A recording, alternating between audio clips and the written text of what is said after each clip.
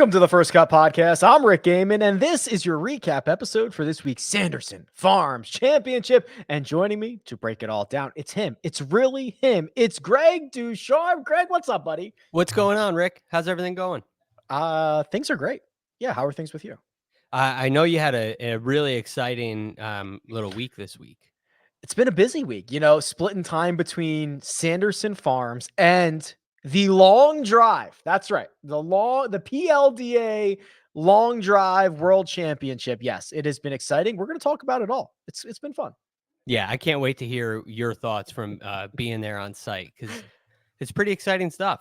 I have a lot of thoughts. Yeah, we'll get to that. That's later in the show. But for now, let's talk Sanderson Farms. And let me set the scene for you here, Greg, because entering the final round, there were some kind of interesting names atop the leaderboard. Sahith Theegala had a one-shot lead over Cameron Tringale, Denny McCarthy, Sam Burns, and Cameron Young. So when you look at those five, I see a couple of young guys trying to make a name for themselves, trying to get their first ever victory. You see someone like Sam Burns trying to break through for the second time in his last, 87 or so starts. These events in the fall, they breed this type of leaderboard, which I find it exciting because this is not John Rahm versus Bryson DeChambeau. This is not Dustin Johnson versus Rory McIlroy. These guys have a lot to play for. Yeah, and it's a different kind of event for that reason, and we get a different style of play this time of year, and guys have different kinds of opportunities and different things that they're playing for, and it's really cool to get a chance to see them go out there and handle pressure or not handle pressure or struggle or have a great go of it, and they learn a lot. And the thing that really struck me about this leaderboard was the number of Korn Ferry Tour players. And we've said it every year, it seems, and it's becoming more and more apparent that the lines, this is your line, Rick, the line between the Korn Ferry Tour and the PGA Tour, they've never been more blurred. So it's been really cool to see. Yeah, it really has. And when you, even on Saturday, I mean, Sahith, let's be real, was all over the planet with the driver. And you could tell he was battling nerves. He was battling a position that it's difficult to be in and he's never been in before. And we see this all the time. I mean, even Denny McCarthy, who is a more established PGA Tour pro, trying to break through. It's hard to win, Greg. It's really hard to win. We say it every single week, and it's demonstrated, I think, beautifully here at the Sanderson Farms. Yes, especially when you have to shoot the scores that you have to shoot to win.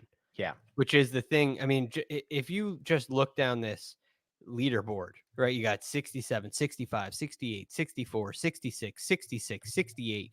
The list goes on and on. The final round scoring on the PGA Tour from these players is outstanding, to say the least.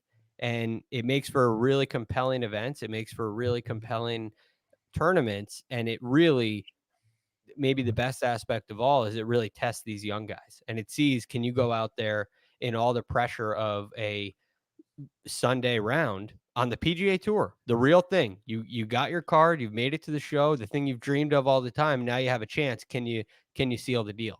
And not many can, and that's why it's so difficult to go and do it. When the dust settled, it was Sam Burns atop the leaderboard. Sam Burns, the highest ranked player in the field, the 25th ranked player in the world, the favorite to win, my pick to win. We'll talk more about that in just a second. And Sam Burns gets the job done for his second PGA Tour victory after winning last year's Valspar Championship. And Greg, when you look at his performance, it was a weekend of 65, 67. I think that speaks very much to what type of scoring and what type of conditions that we get at the Country Club of Jackson, where you just need to continue to constantly put your foot on the pedal. We saw him with a handful of birdie streaks throughout this event, 3 holes in a row, 4 holes in a row, whatever it takes. You got to make birdies to win this event, and Sam Burns did just that. Yes, and coming down the stretch especially, it really impressive. What he did with the driver was, I would say, elite for the entire back nine. And they were not just in the fairway, but they were long. And that's not an easy thing to do for a lot of guys. So really cool to see him handle that and get the job done again. And the other thing that really strikes me about Sam Burns is on this leaderboard, he's the best player. He's the guy who's expected to win. And he did that. And that's not easy when the expectations are on you, whether you put them on yourself or somebody else does. When you're the guy, well, now all of a sudden it's really difficult. And he said, "Okay, I know I am the guy," and he got the job done. And he should have. Looking at this leaderboard, if he left without a win, he would have said that should have been my tournament. And he did everything he had to do. So I think it's a big stepping stone in the right direction for a guy that's been on this path for a long time. Sam Burns, over the course of this week, led the field in strokes gained off the tee, second in the field in strokes gained approach. He actually lost nearly 2 strokes putting over the course of 4 days, which is not something that you normally see out of a winner, because usually a winner can roll the rock. To me, this is an illustration that Sam Burns is on the verge of stardom. And I don't know what that necessarily means, Greg, but I I think Sam Burns is the modern player. I think he's long. I think that he hits his irons well. I think he putts it well, even though he lost strokes putting this week. I think he has a high ceiling. I think Sam Burns is poised for an absolutely breakout season, and he gets it started with his first start of the year. Yeah, it's already, you could argue, a breakout year. With another win. Last year, combine it into this year. This calendar year has been a breakout year, and it all it's done is continue. So that's extremely exciting. Very cool to see. And the thing about the putting with him is he is a great putter. Typically, top 10 on tour last year, and he's always been a at least top 40, a late top 35 guy throughout his career. So the thing that's really grown for him is the iron play, and it's the thing I guess you could say is in question um, leading into this year. If you're looking at Sam Burns long term, what kind of player is he? Like Kyle likes to talk about, what kind of ceiling does he have? Yeah. Well, he's not limited by that iron play. So for that reason, this is a really big step because he was second for the week in strokes gained approach the green. He gained over 8 shots, and he's first in driving. So you combine, he's the best ball striker in the field. And then you do enough on the greens to get the job done. The other thing is, Rick, he lost 2 shots on Friday's round on the greens, and there wasn't really anything too bad after that. I guess on Sunday he lost a half shot putting, but the way he hit it clearly didn't matter. It's interesting when you look back at Sam Burns' year last season, because I think when you look back and you say, okay, he won the Valspar, that's a success. And let's be real, anytime you win in a season, it's a success. I think that's very clear. But there were a lot of other close calls. The week after, or it wasn't the week after, it was his start after his victory. He finished runner-up at the Byron Nelson. He had the lead on the back nine on Sunday at Riviera. He was in the final group at Torrey Pines when Patrick Reed had, the scandal, and he ends up winning at Torrey Pines. This is actually a guy who continues to put himself in position, and if a couple of things rolled different last season, he might have been a multiple time winner. I'm so excited, Greg. I cannot wait to see what Sam Burns does this year. Yeah, and I in general, I'm expecting really good things. I think it's going to be a year that we expect. I think he's going to live up to that because he's growing up. He's just simply growing up, and his belief is only getting stronger and stronger and stronger. And when you combine the raw ability that he has, maybe Yeah. raw is the wrong word, but when you combine the talent and abilities that he have with belief, it's hard to stop. And he has contended in an event on a really difficult golf course like the Valspar. He here where it's kind of more of a birdie fest. He knows he can win there. He contended at the Genesis. He's played well in a couple majors as well. Not as well as he would have liked. But he had a top 10 in what do you have a top 10 in the Open this year? He I had might be off on. no, so let's see. He played did he not play the Open? Oh, you know what he did? T76. He made the cut Okay. and So it finished wasn't. 76. That's not Yeah. what I'm thinking of. Anyway, I expect him this year to start putting himself in position in majors, whether that's a top 10, a win. I don't know what that looks like, but I expect him to start getting into these events and feeling like he can do it under the gun. And I do think he has that kind of game, and I think he can start to believe that. And when you play the way he did at the Genesis on a major championship type golf course, usually in at least very near major championship conditions with a major championship quality field, then I mean that's got to be proof that you can do it. So Yeah. I think he's now proved that it's not like, oh, he's got a thing with Riviera. Some players have. They played really well in big events because it's at a course that they love. I don't think that's what we're dealing with Sam Burns here. So exciting times for him. Let's talk about the runners up.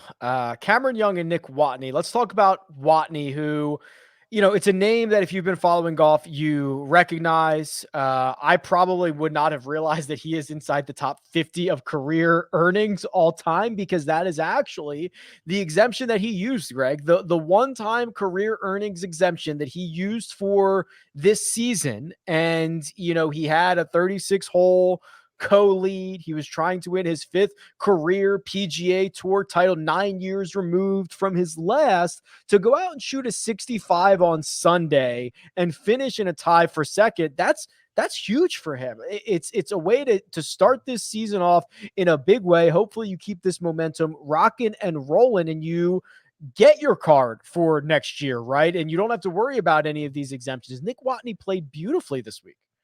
He did, and to post a score like that is really impressive and really important. Also, last week a nice tied 30 finish. So you combine those two, and it's looking like something that's real. But if you look at what he did last year, it was pretty. He was working banker hours. Let's just say that he didn't work the weekend very much.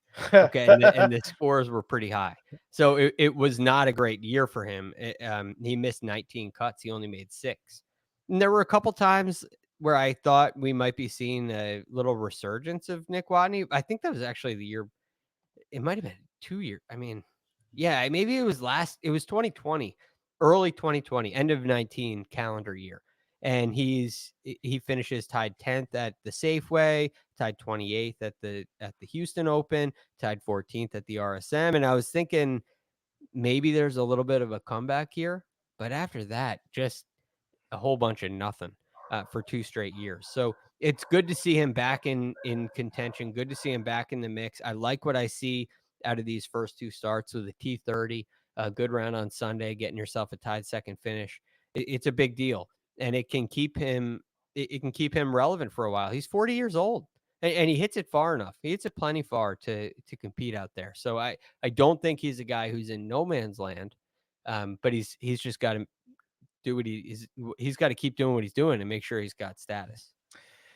The other man, Cameron Young, PGA Tour rookie, finally makes his first cut in 5 PGA Tour starts, but no stranger to the winner's circle on the Korn Ferry. In fact, he won twice last summer, back-to-back starts, which certainly helps. And this, to me, Greg, is it's not a passing of the torch. When we say passing of the torch, it's usually like generational, right? It's like Jordan passing the torch to LeBron, right? It's like, I'm not talking about that, but I'm talking about, and you mentioned it earlier, with the line being blurred, the bottom like 75 guys on the PGA Tour, they're passing the torch to these Korn Ferry guys. These Korn Ferry guys coming up, getting their car, they're so good. And this is not an aberration. You're going to continue to see these names near the top of the leaderboard all season long. Yes, because they're really good. I mean, think about the last group of guys that we've had who are the top player, whether they won the Korn Ferry Tour or not. The top player coming out of the Korn Ferry Tour, you have Sung J M. Mm-hmm. You have, and I'm just starting at Sung J M because I think Yep. it's a recognizable starting spot, and he's a friend of the show. So you know what I mean. Yeah. So you have Sung J M, you have Scotty Scheffler, you Yep. have Will Zalatoris, Yep. and now you're gonna have Amito Pereira, maybe, Yeah. maybe a Sahith Theegala, Yeah. who I mean, look, he clearly is very good. Cam Young showing that. So the point is, when the top guy comes out and competes like that for that many years in a row, and you now have this database and this record of Corn Ferry Tour players going to the PGA Tour and having success, not just eventual success, but success right away. And that's a really cool thing, and it helps these other guys believe. So I got a Cam Young story real quick, because he's a Please. Met section guy, and so he's somewhat local. His dad's a golf professional at Sleepy Hollow, and also a very good player in his own right. But anyway, um, I was covering the longest day in golf, which was at Mhm. in the New York area at Old Oaks and Century, and it was this blustery northeast windy day. I mean, it's not links golf. It's not blowing 20, but it's just blustery, and it's really gusty and it's hard. And the golf courses, these old line golf courses, are really tricky. They're long, but they're tricky. Small greens, angled, deep bunkers with nasty lips, and there's just kind of trouble they're not inviting golf courses where you would think, okay, this is a birdie opportunity. This is a birdie opportunity. They're tricky, hard greens to read. Anyway, Cam Young comes around the back nine and shoots 31 in the afternoon and ends up winning the qualifier. But Mm. that second nine, he flipped a switch and just turned it on. It was kind of a slow start. He was kind of dragging, not a lot going on over the first 31 or I'm sorry, 27 holes. And then all of a sudden he flips the switch and turns it on and makes birdie after birdie after birdie in brutal conditions. Nobody else. There are other tour players there. I mean, Kelly Craft is there. Rob Oppenheim is there. These guys are also in the mix, and they're. I mean, it's not a major, but these guys are really good players. And Cam Young's a guy you don't really necessarily know about, who goes out and shoots 31. Then the next year, he goes out and shoots 31 again, gets himself back into the US Open on his last nine. And so, I mean, it just showed me that he's got guts. He's got the ability to do it. That's a level of ability that most local players don't have. Like local stars, local good players don't go out there and shoot those kind of scores. And I said, okay, if you can go do that on this day, you've got something. Then he gets on the Corn Ferry Tour. I was watching him. He wins twice. Say, okay, this guy, that's why. He goes out and does that because he's a PGA Tour player. He just doesn't have a card yet, but he's a tour player. Yeah, fascinating. The level of talent across this game, I don't care what tour, I don't care what universe. It's phenomenal. It's the deepest it's ever been, and it will probably continue to be that deep moving forward. Speaking of, how about Sahith? Sahith, we talked about. How about this for a decorated player? In last year, he won the Haskins, he won the Ben Hogan Award, and he won the Jack Nicklaus Award. The fifth player ever to win all three awards in the same year. And then, oh, by the way, enters the final round at the Sanderson Farms with a one-shot lead. Goes out in 3 under, Greg. Goes out in 3 under before stumbling with bogeys at 10 and 11, another bogey at 13, and in a birdie fest that is the Sanderson Farms at the Country Club of Jackson. That is not going to be enough. He finishes 3 shots back, T8. Great start, right? Great start to this kind of PGA Tour career. He might feel a little bit disappointed on this Sunday evening, thinking that one got away. But remember, Sahith, winning is difficult. Keep putting yourself in position and you'll find a way. Yeah, he's definitely disappointed. There's no question about it. When you lose by 3 and you make 3 bogeys and 4 holes on the back nine, that feels like a choke. Yeah. And maybe it is. I don't know. One of them's a par 5, right? You hit it in the water on 11, and that's disappointing. And I'm not taking anything away from Sahith. I'm just saying he's disappointed right now, and that's how he feels right now. But that being said, this is a guy who, because he was so decorated, we've been watching a little bit, and you kind of Yeah. expect him to be that guy to come out on the PGA Tour and shine. And maybe with his pedigree, lines up with a Scotty Scheffler, a guy who did really well on the Corn Ferry Tour. You know, he's one of those guys. He's in that class. And then you go see his school, Pepperdine, then the very next year without him, go win a national championship. And you realize, okay, this guy was the best player who the thing that held him away from a national championship was that there wasn't one. Right? He didn't have the opportunity, and they were the best team. And then he leaves, you lose your best player, and they win the national championship. And it highlights in a way how good Sahith really is. So I find that very interesting. And then, is this really a choke? The timing makes you think that. It makes you think the nerves got the best of him. His body language made you think the nerves got the best of him. But you can play golf while nervous. You absolutely can. Talk to Tiger. I mean, there are certain guys who figure out how to play when they're I nervous. don't use Tiger as an example. Use anybody else as an example, please. Well, I use Tiger for a reason, Rick. One, I know you can talk to him, so just I'll call him. Yeah, I'll text him. Yeah, give him a call and say, "Hey, can you play good when you're nervous?"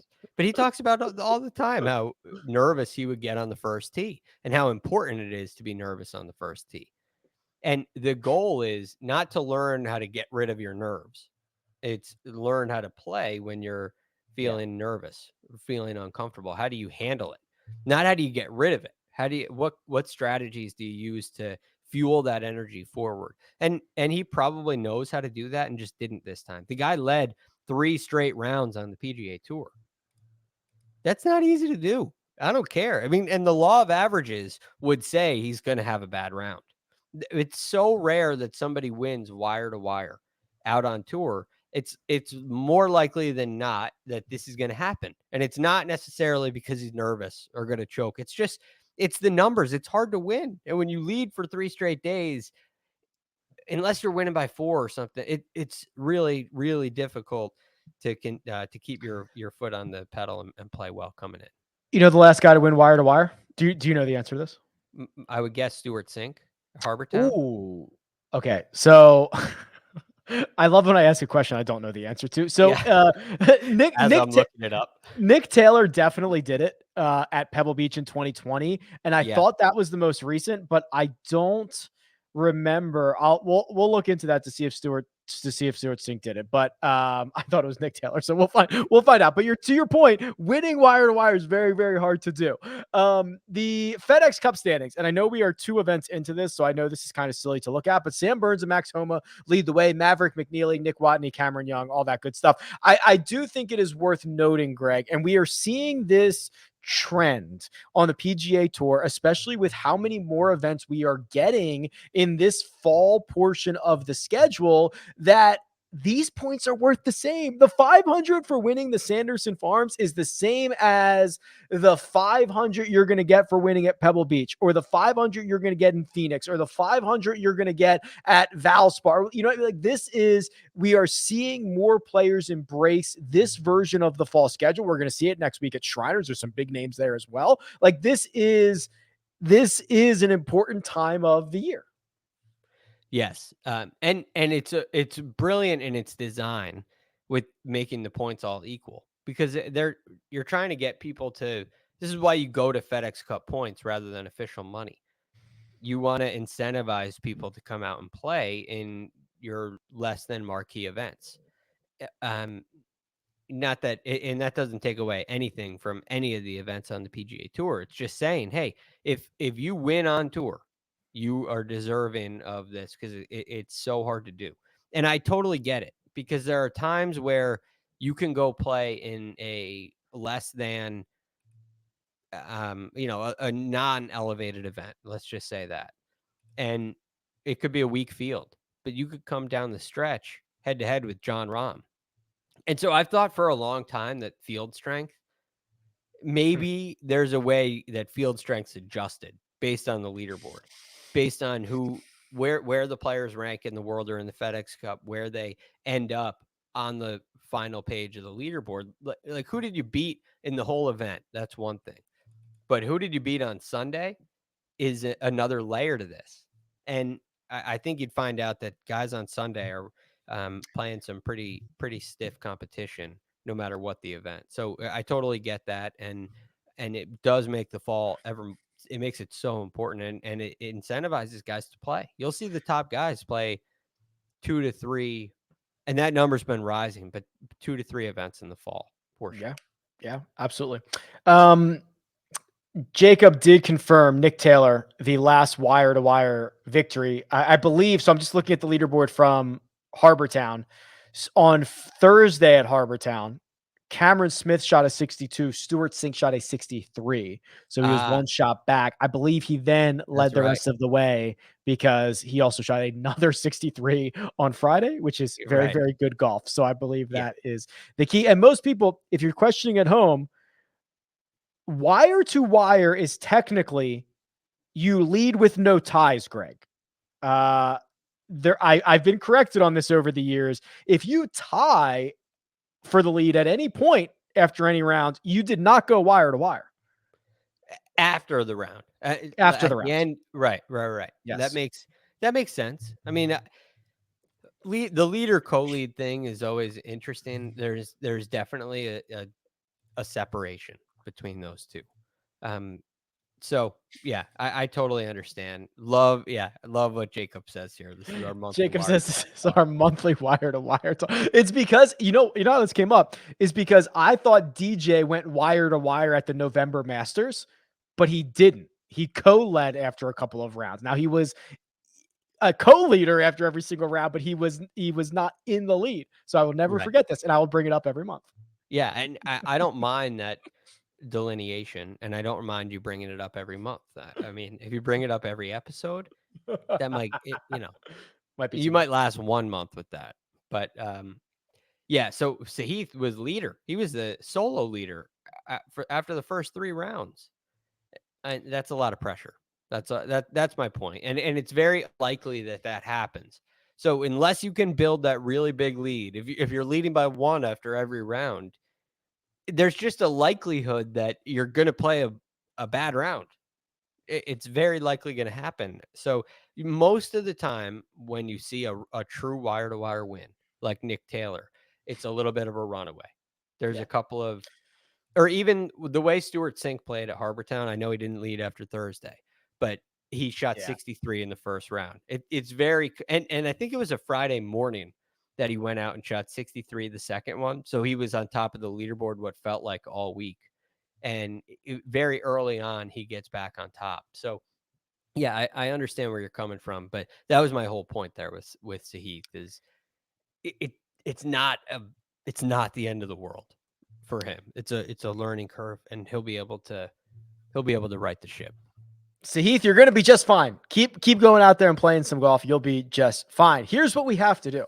We have to reconcile our best bets. We have to reconcile our one and done. And oh, Greg, we have to talk about the long drive competition that Bryson DeChambeau competed in over the course of this week. But first, we're going to take a quick break and hear a word from our partners. And we're back.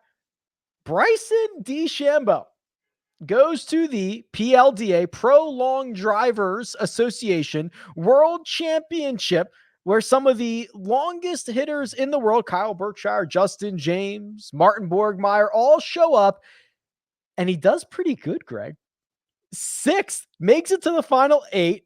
If you want to rank it out by the time he got eliminated and how far he hit it, sixth longest driver at the World Championships. Let's just start with your initial reactions to him even going and then actually competing at this thing. I'm not surprised, but the timing of it surprises me.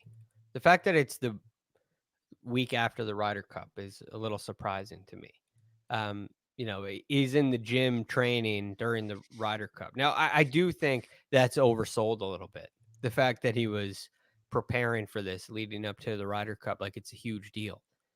I mean, how quick do we forget the U.S. Open, where he's speed training before the U.S. Open? It's been a part of his routine since the fall of 2019, and that's what he does now. Maybe getting ready for this in crunch time when he says, "Yeah, my hands are completely ripped up." I've maybe he's turned it up a notch, and that's concerning. But speed training in general for Bryson, it's not a big deal. It's part of his regular routine, and he's been doing it for a long time, and it's proven to have a positive impact on his game. So the fact that it's the week after the Ryder Cup surprising to me because you would think heading in you don't want to have your focus anywhere but the Ryder Cup. You don't want to have to worry about track. You don't want to have to worry about anything but the Ryder Cup. That's the one thing that surprises me. Yeah, for sure. And I was out there. I watched this for 4 days. It was interesting to see in person. The idea that Bryson could be one of the longest drivers to me was nonsensical before the week started. I did not think there was any chance, but the way that this event kind of works, Greg, is that his accuracy, believe it or not, his accuracy was really one of the most important parts of the week, because on the PGA, it's a fascinating concept. On the PGA Tour, his distance is the huge separator. In the long drive competition, his accuracy is the huge separator. Most So guys are how is longer than that? him. How is that separate? How does that separate him? Because you don't get points for fairways, right? You get points for your longest drive that's in the Yep. fairway. Am I So right on that? funny you asked that. I literally asked him the same question, and the response is basically this. So yes, whatever your longest drive is, if you only get 1 out of 6 in the grid, that's your longest drive. But what happens is he hits the grid literally 2 or 3 times more often than the rest of his playing competitors. His peers are Yeah. hitting it like 20 or 25% of the time. He's hitting it like 75% of the time. And he told me to my face, it puts a lot of pressure on everybody else, because the ebbs and flows of this event, Greg, everyone hits at the same time. So everyone hits their first drive and they all look around for what the results were. And when they see that he posts 340, which is not overly long in most situations, but the fact that he posts a number already starts putting pressure on the other guys to actually hit the grid and post a number. And he said that is like basically his biggest weapon in these events is just peppering the grid. That's amazing. I mean, it's one thing if you could be like a fairway finder at 340. Yeah. That's kind of Yeah. a that's different. But I understand he's once you get one on early, my imagination would say, okay, I only got to get 1 out of 5 that counts. Once I get one on early and it's at 340 and it's reasonable, I can tune it up a little bit. I can start Correct. to freewheel a little bit. It's like serving your double fault serve first, Correct. knowing that nobody can return it. It's like if you get it in the box, then you get credit for it. And so then you just have at it in the remaining ones. So it's very interesting. But yeah, Rick, I'm not overly surprised that he competed the way that he did. I think it makes a lot of sense.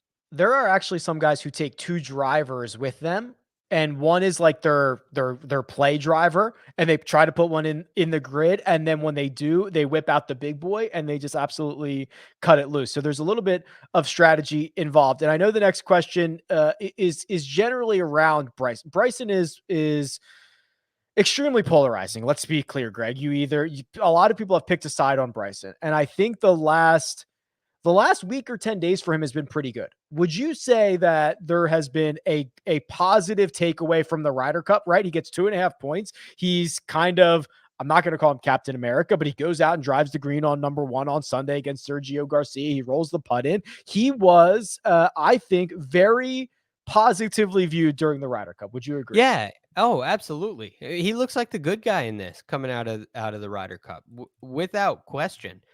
And he's fun. He's enjoyable. He looks like the guy that's accepting. He's the guy that's saying with open arms, if you can get on my team, I'm here and I welcome you. He's the welcoming one. And I'm referring to Bryson and Brooks, but that's where the polarizing nature really comes from. And in the way that he played and in the way that he handled that whole situation and in the way that his teammates appreciated him and helped him, all of that went a long way. And his play especially was, I think, very important. And you go out there with Scotty and do some things to get the crowd riled up and, pulling three. The thing that stands out to me is pulling 3-wood. Everybody is having a hard, I'm still going for the green, right? He's got that kind of, he knows how to work the crowd up. And so I would say the golf world has a much more positive view of Bryson now than they did, I'd say, a month ago. I completely agree with you. And I will also say from the scene, and I've been very critical of Bryson at times in the past. He could not have been better. He was with his playing competitors. He did not want to step on any toes. He wanted to just be a part of what everyone else did. He wanted to showcase those athletes. He was great with competitors and media. He signed every single autograph, took every single picture, lined them up. Didn't matter how long it was going to take.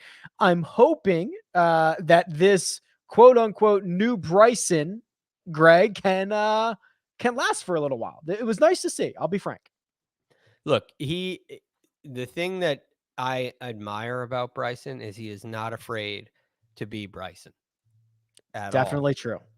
Yes. And so with that, you have times like these where it's extremely positive, and we have a very positive outlook on him. There are going to be other times where he says things that we think are crazy, and there are enough anti-Bryson people out there where when he says these things, they're going to get on him about it. So I almost expect a cycle here where things go and people get on him, and then he continues to do what he does, and people come and go. And the beauty of what Bryson does and has done for his whole career, through college, through the single length clubs, through every aspect of his career, I admire it so much. He is Bryson, and he's not afraid of he's not afraid of He's not criticism. afraid of being Bryson. Right, not at all. And there are a lot of people that are. So, yeah, I don't think that this is going to be he and Bryson after the 2021 Ryder Cup or the 2020 Ryder Cup sailed off into the sunset and was golf's greatest hero for the rest of time. I don't think we're going to have a situation like that. I do think he'll say something that people get all worked up about again in the future. And that's just that's the way it is. But he will be a constant, in my opinion. I'll leave it with this. The world of competitive long drive, Greg, is in a very, very awkward position. There is no one that really owns the broadcasting rights to it. Golf Channel dropped it a couple of years ago. There are a couple of very interesting characters like Kyle Berkshire, who won the World Championship this week, Justin James, Bryson DeChambeau. I guess you have to throw him in there because it seems like he's going to continue to do this at least a little bit. We live in a world now where more people are aware of ball speed, club speed, how far they're carrying it. Is there a legitimate future for the long drive, or is this like a home run derby in baseball and it's kind of quirky and fun to see once a year and then we don't really talk about it ever again? It's hard to picture a world where long drive has a circuit and they're going from town to town and it's a really big deal. I think it's more of a novelty item. It may grow in popularity, but I don't see it rivaling the game of golf in a way. And part of that is people can't really do it. The beauty of the definitely game of golf, cannot. we can all go play. And if you're not along, you just go play forward tees. You go move up a tee box. And if you're longer, you move back a tee box. But you're not going to see people out there all of a sudden on the range having long drive contests, bringing out multiple drivers and dialing it. It takes a little bit too much. And so I think it loses a little bit of its relatability, if you will, where people feel like, oh, I can do that. I don't think people will get to that point with long drives. So I think that is a limiter in its popularity. The format in general is a limiter. There are some creative things they could do to make it more enjoyable, to make it a bigger deal when it does come around. Maybe you have it twice. I don't see it being a regular schedule with a season and standings. I don't personally see that. But I've been dying to ask you, when you left, what was your number one takeaway from the World Long Drive? Something you loved, didn't love, somebody who impressed you, something you didn't expect to see and saw. What's on your list here? Yeah, so I was pretty impressed, and I think I'm much more bullish about the future of it. There needs to be tweaking. The fact that the World Championships with 128 golfers or hitters, I think they call them, lasted 4 days is inexcusable. You could do it in 2, you could whatever. But when we got down to the final 32 or 16, it was kind of crazy, Greg. I saw things that I had never seen before. These guys are hitting the ball at such velocities, and like to see it go off in front of you is special. Now, whether that is relatable over a stream or on a broadcast, I don't know. And maybe there's technology that will help with that. But my takeaway is that while this may not be a full on circuit that can kind of sustain its own, I think there's something here. I don't know what it is. I think it's highly character dependent. I think it's personality dependent. The fact that we have a Kyle Berkshire who's very popular is great, and the fact that Bryson is going to apparently be involved moving forward is great. But it's personality driven. I think there's something there, but it needs there's got to be a better way to execute it. We've got to figure that part out. But there are things that you're going to see them do that you don't think humans should be able to do. Yeah, the numbers they produce are insane. Regularly. Like insane. Like, and again, it's hard. I use the word insane to describe a lot of things. It's actually insane. Like it's mind-boggling to see a ball come off a club face like they do. Right. The numbers are. I mean, I've been a longer hitter amongst my peers for a lot of my career. Once I got a feel for what I'm doing, I'm a long hitter again with my peers, right? Guys that are around scratch golfers. I hit it plenty far, and their club head speeds approach they're approaching my ball speeds. It's crazy. Which is insane. I mean, yeah. it's if I'm a 170 or so guy right there, I mean, they're swinging the club at 150 miles an hour. 150.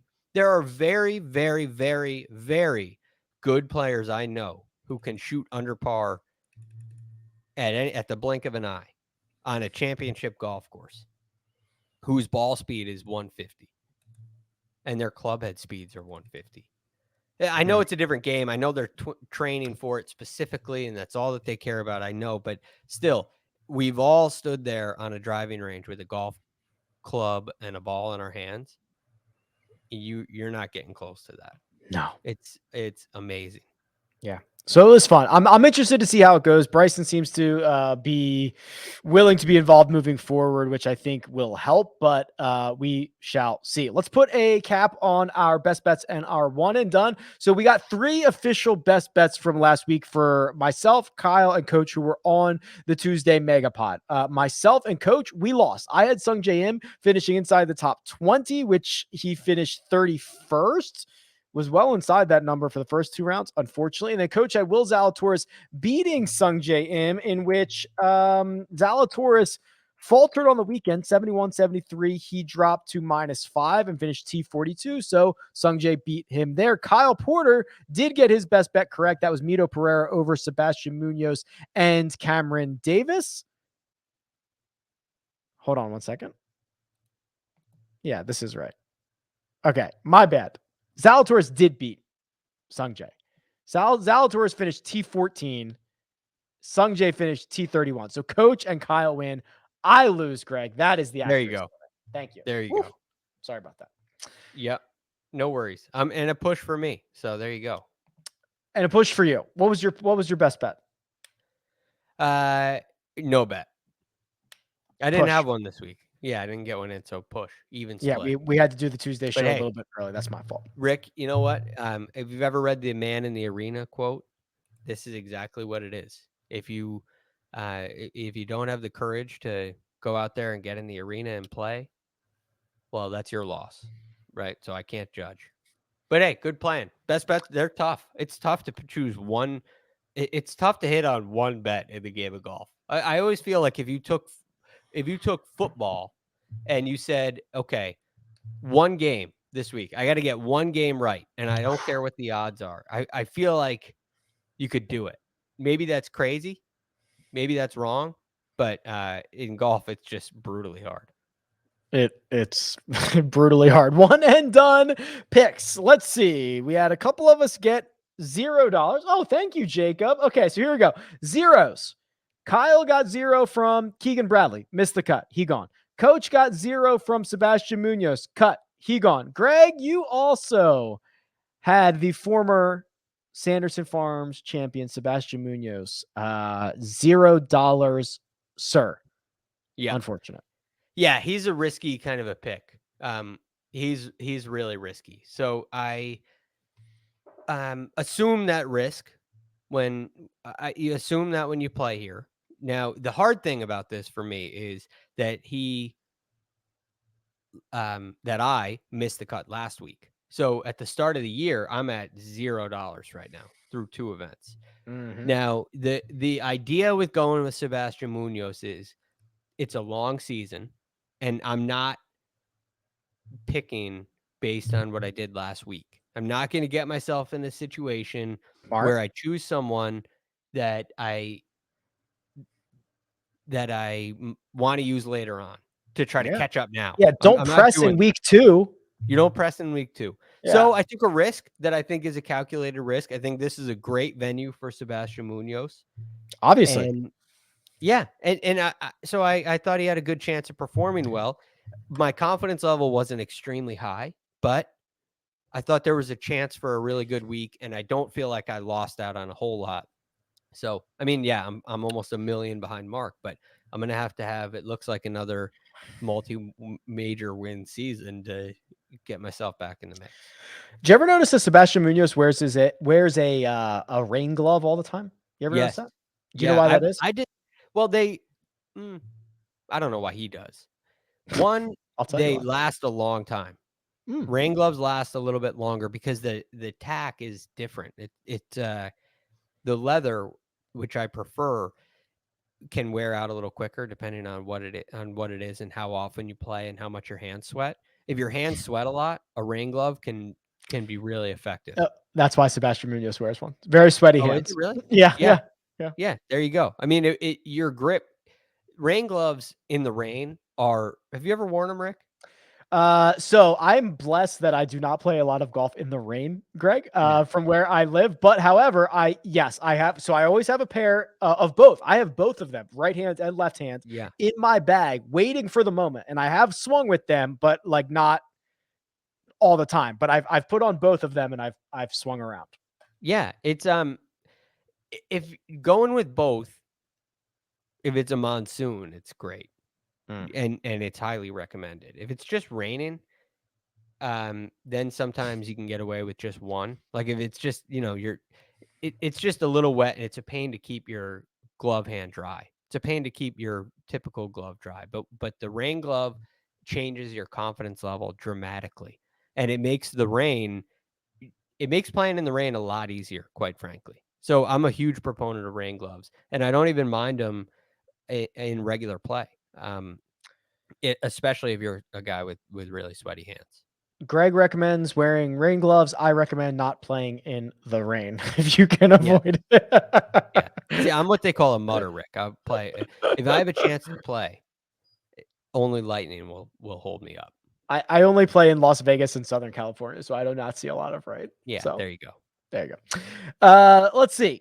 What else do we have here? Mark, who now extends to 805,000 for the season, went with Mito Pereira, got 42,788, as did Sia Najad, 42,788 from Mito Pereira. Jacob got 28,000. Are you coming on, Jacob? 28,000 from Charlie Hoffman, T39, to move his season total to 343,350. Now, Jacob, through 2 weeks, sir, you are still in second. This is like, you're basically front running at this point. We're not going to make any comments. I'm just keeping my head down. It's a long season. Like we say, every dollar matters from here on out. And I think I speak for all the viewers whenever we talk about the sympathy we have for you, Rick, with your tough life of only getting to play golf in Southern California and Las Vegas. It's real tough. I mean, as someone who just moved from South Florida to a climate that has varying weather, that's not hot and slightly less hot, I'm kind of looking forward to fall golf right now. But, again, sympathy for you. Keep your rain gloves handy. I don't know fall golf. Yeah. You get Fall golf like in in the Carolinas, in either of the Carolinas, golf in the fall is like as good. It's primo, oh yeah, I look forward to it. right? I mean, Yeah. there's nothing fall about it. It's just it would fall into the category of less hot, I guess. Because Yeah, it's that's when great we start weather. getting perfect weather. Yeah. I mean, you throw the rain gloves on just because it's a little chilly out. Yeah, or Might you not take even- it off, yeah. Yeah. The number one reason to wear both rain gloves, Jacob, is to be like Tommy Two. Channel your inner Tommy Two Gloves, correct? Exactly. That's my cat. Birdie is back- on a mission right now. That's no comment. But yeah, we I just love channeling Tommy Two Gloves. No lie, my dad took us to the PGA Championship one time when it was at the Atlanta Athletic Club, and I'm pretty sure we just watched Tommy Two Gloves on the putting green for like 20 minutes. Channel, Jacob, yeah. channel your inner Tommy Two Gloves on the course, not off the course. I'm glad that's your cat, by the way, Jacob, because otherwise you'd have a problem. Yeah, If that's you're- not if- bolting into the wall either, so we could have problems. If you're watching on YouTube, Birdie, Jacob's cat, is ascending something, a bookshelf, I believe, behind. Yeah, we There's just got something this happening. bookshelf. It's actually pretty riveting, quite frankly. We whole just thing got might this come down. bookshelf. Anyway.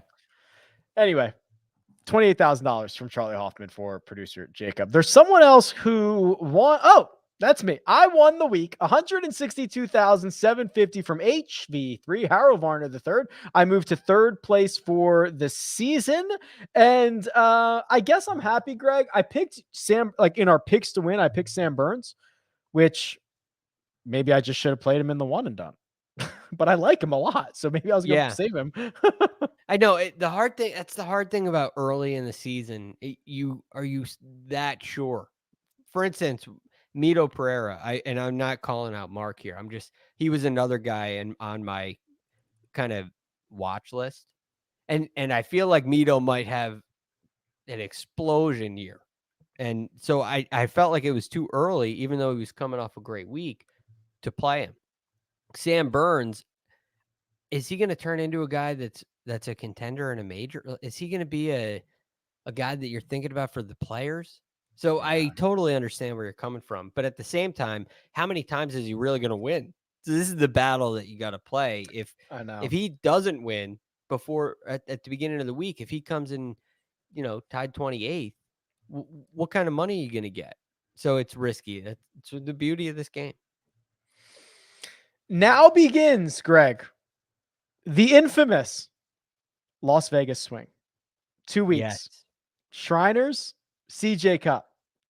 Guess who will be on site, credentialed for this event? These two events. Credentialed. Las Vegas Rick. Las Vegas Rick. I'll be out. Are there. you inside the ropes? What kind of credential we talking? I don't think I'm players no. locker room. No. No? I just think I don't have to pay. Like whatever the lowest level of credential is, I'm pretty sure that's what I have. Okay. Hey, If they let pretty me good. inside the ropes, they shouldn't. They shouldn't. I do Why not not? deserve to be inside the ropes. Have they seen I your video blog? I mean, you know what you're doing out there.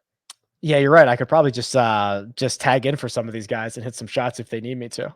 Celeb shot. Yeah, you could do that. Celeb shot. Yeah, maybe on a practice round. Anything else, Greg, before we get out of here? You want to talk about? I'm looking forward to the Vegas swing. Yeah, baby. And I'm really looking forward to hearing your thoughts on it. It's actually a pretty good field. I mean, Brooks is playing, Victor's playing at the Shriners. There's actually a pretty decent field coming up. I'm excited. Yeah. And CJ Cup will be great too. So we should have a couple good ones in a row. Should be fun. Love it. For now, let me thank producer Jacob. Does all the hard work behind the scenes. That right there, that's Greg DuCharme. You can find him on Twitter at @TheRealGFD. You can find me at Rick Run Good. This has been The First Cut, and we'll catch you next time.